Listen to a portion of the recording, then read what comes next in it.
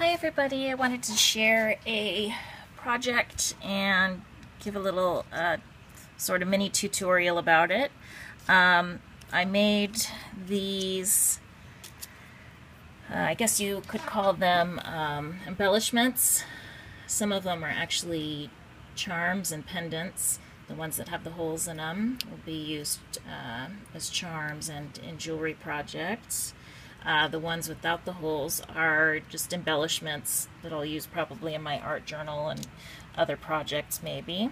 I'll quickly show you what I've created so far.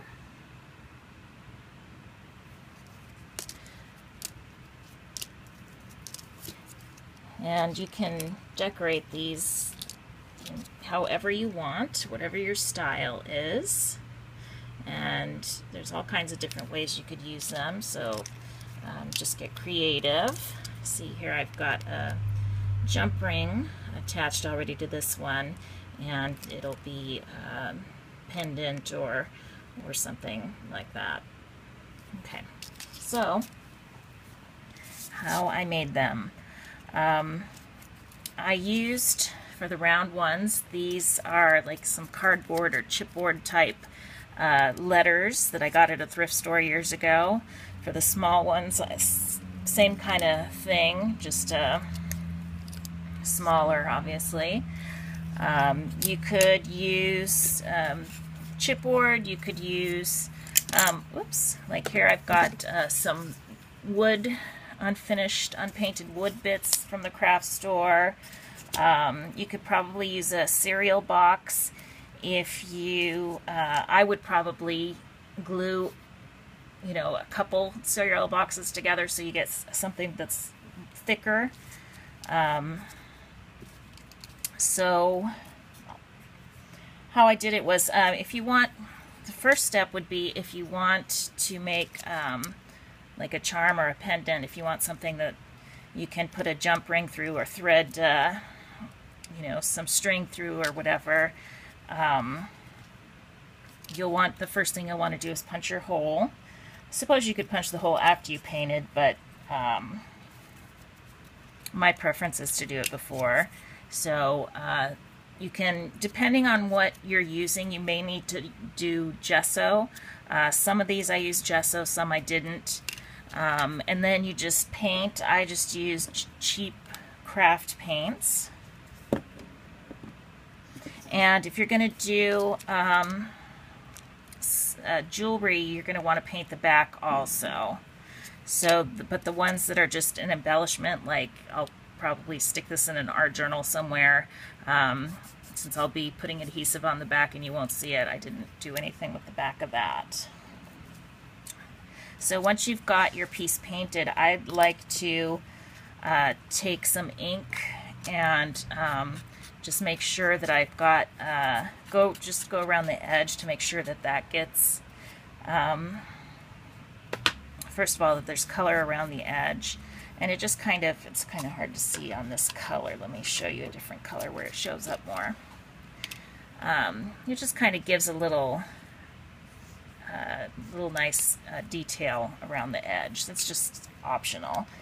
And then once I've got it painted and inked, if I'm making something where I need to paint the back before I decorate, I think for me is the best time to seal the back, and I just use some matte medium. Then the fun part is the decorating, and there's a million ways you could decorate. You could use stamps, like these are all stamps that I carved, so that's one option. Of course, you could use purchased stamps as well. You could do collage, like some of these are just collage. Cut out some sheet music and then used sequins. And on a lot of them I cut text, little words out of books. You could just do a little mini painting. You could just hand paint something. You could use stickers. I mean, there's no limit to what you can do. So once you've got it decorated how you like, actually let me quickly, what I'm using to get that glossy dimensional effect is Mod Podge Dimensional Magic. I'm sure there are other products you could use as well. This is just what I have. Glossy accents would probably work. I've never used it, but I see people do. I've seen people in videos use it and stuff, and I think it would probably be something that will work. You could maybe use clear fingernail polish and just do a couple coats. Just experiment. So I want to kind of show you a quick tip, because if you're working in this small scale, it can help to have an idea of how to apply the little sequins and stuff. So how I did that was, actually first I'm going to just put a little bit of this. This stuff works as an adhesive too. I think the nozzle is unfortunately clogged. Let me see if that fixed it. So test it over here. Okay, there it goes. So I just put a little tiny bit there, and I'm just going to use that as my adhesive. Then I dip a toothpick in the adhesive, and then I come over here and grab my little tiny word and stick it in the adhesive. And the same thing with the what are they called? Sequins. I got 2 hours of sleep last night. I mean, 1 hour. Actually, I think it was less than that. Anyways, so I just dot my adhesive, get the tip of my toothpick covered with the adhesive. You don't want it soaking wet with adhesive because you don't want you to glue your, you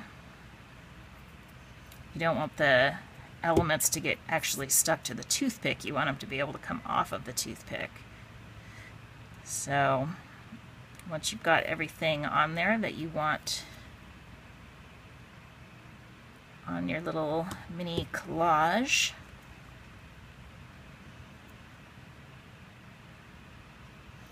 then you take the Dimensional Magic and just put a nice thick coat, and you definitely don't want to shake this stuff up because that'll put get air bubbles in it. And I just kind of use the nozzle to kind of spread it around as I'm working. And this stuff, I think it says on the bottle to allow your project to dry for 3 hours. You probably want it to dry longer than that, actually.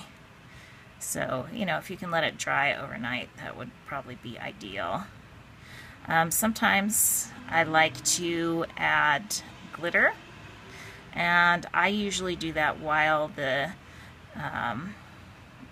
Dimensional Magic is right after I apply it, while it's still wet.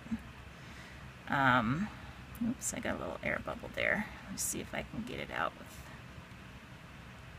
the nozzle here. Kind of, sometimes I'm able to. Let's try the toothpick.